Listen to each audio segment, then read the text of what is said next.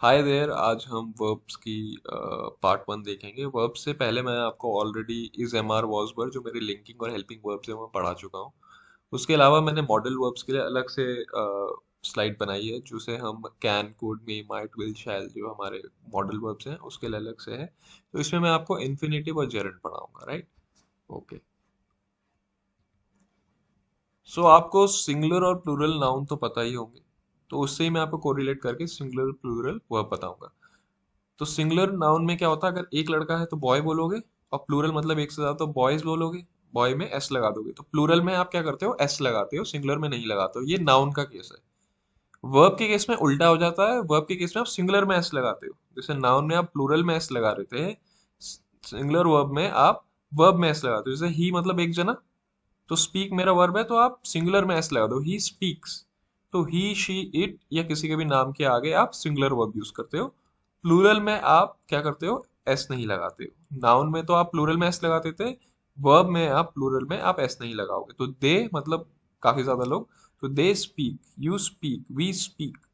और आई भी एक एक्सेप्शन है कि आई भी प्लूरल नाउन ही लेता है, तो आई स्पीक ही होगा।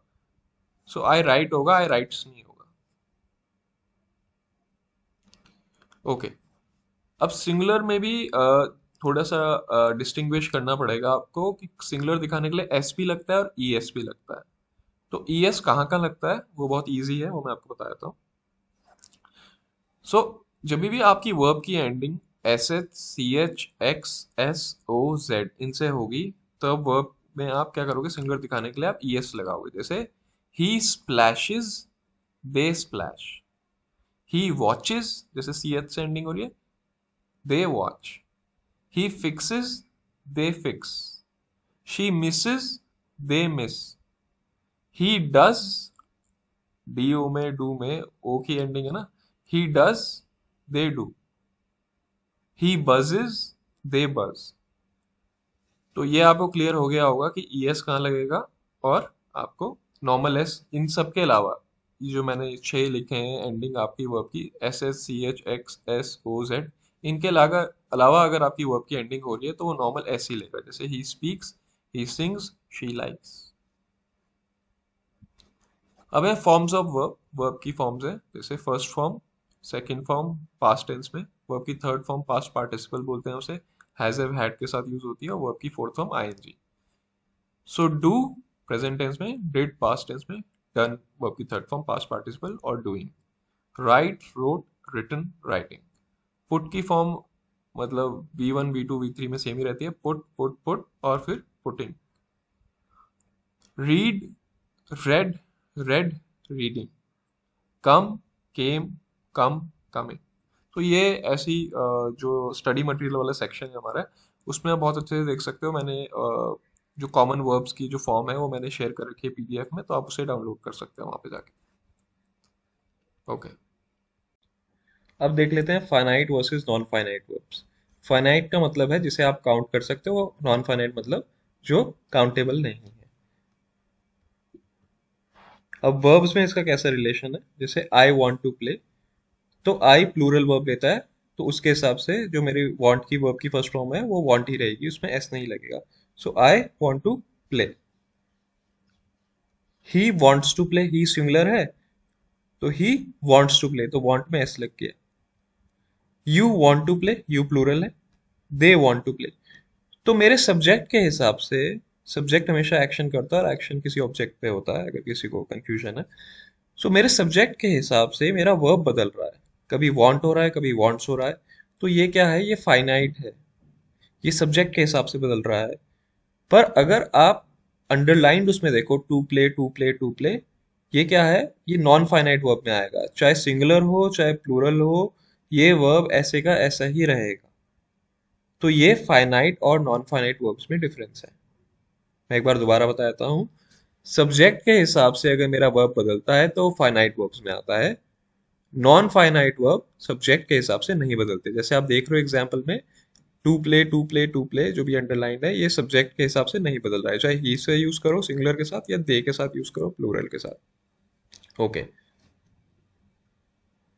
अब जो हमारे नॉन फाइनाइट वर्ब्स होते हैं वो दो टाइप के होते हैं। एक तो हो गया हमारा इन्फिनेटिव वर्ब्स, जो टू प्लस वर्ब की फर्स्ट फॉर्म होती है, और दूसरा होता है जेरेंड। तो अब हम इसको डिटेल में देखते हैं। So to play chess is not an easy job. Chess खेलना एक इजी जॉब नहीं है। एक तरीका था आई वांट टू प्ले, वो वाला तरीका था। आप जो मेरे इन्फिनेटिव वर्ब को होता है वो आप सब्जेक्ट की तरह भी यूज कर सकते हो, इसे एज अ मतलब नाउन भी यूज कर सकते हो। तो आई वांट टू प्ले, इसमें तो ऑब्जेक्ट की तरह आ रहा था टू प्ले, ठीक है। इस केस में ये सब्जेक्ट की तरह आ रहा है। To play chess is not an easy job. तो आपको हमेशा ध्यान रखना है इन्फिनेटिव वर्ब जो है टू प्लस वर्ब की फर्स्ट फॉर्म होती है तब वो इन्फिनेटिव बनता है, और इसे आप एज अ सब्जेक्ट या नाउन भी यूज कर सकते हो, ठीक है। टू एयर इज ह्यूमन, गलती करना मतलब इंसान का स्वभाव है, तो ये एज अ सब्जेक्ट यूज हो रहा है। जेरंड, जो आईएनजी वाले सेंटेंसेस होते हैं। ही लाइक्स प्लेइंग क्रिकेट, तो उसे क्रिकेट खेलना पसंद है। दे लाइक प्लेइंग क्रिकेट, देखो प्लेइंग सेम ही रहेगा। तो इसे भी आप सब्जेक्ट की तरह यूज कर सकते हो, जैसे playing cricket is good for health. तो इसमें जो आप प्लेइंग है वो आप सब्जेक्ट की तरह भी यूज कर सकते हो, यही इसमें बताना चाह रहे हैं। तो इन्फिनेटिव भी और जेरेंड भी, मतलब जो नॉन फाइनाइट वर्ब्स हैं वो एज अ सब्जेक्ट भी यूज हो सकते हैं। प्रेजेंट पार्टिसिपल, जो मेरा आईएनजी है वो एज एन एडजेक्टिव भी यूज हो सकता है। एडजेक्टिव मतलब जो नाउन को मॉडिफाई करता है। जैसे आई सॉ अ वीपिंग बॉय, मैंने रोता हुआ लड़का देखा, तो बॉय मेरा नाउन है तो उसको मॉडिफाई क्या कर रहा है मेरा ING, I saw a weeping boy. You can see falling leaves, तो लीव्स मेरा नाउन है, तो लीव्स को मॉडिफाई क्या कर रहा है मेरा adjective ING, so you can see falling leaves. तो इसमें यही बताना था कि आईएनजी जो है आपका प्रेजेंट पार्टिसिपल आपका एडजेक्टिव की तरह भी यूज हो सकता है। पास्ट पार्टिसिपल जो होता है वो भी आपके एडजेक्टिव की तरह यूज हो सकता है। जैसे you are seeing fallen leaves, तो वर्ब की थर्ड फॉर्म होती है ना, जैसे डू डिड डन, तो आप वर्ब की थर्ड फॉर्म यूज कर रहे हो, ये भी एज एन एडजेक्टिव यूज हो सकता है नाउन के लिए। You are seeing fallen leaves.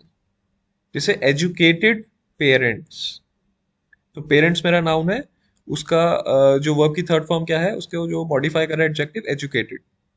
Damaged car, learned person.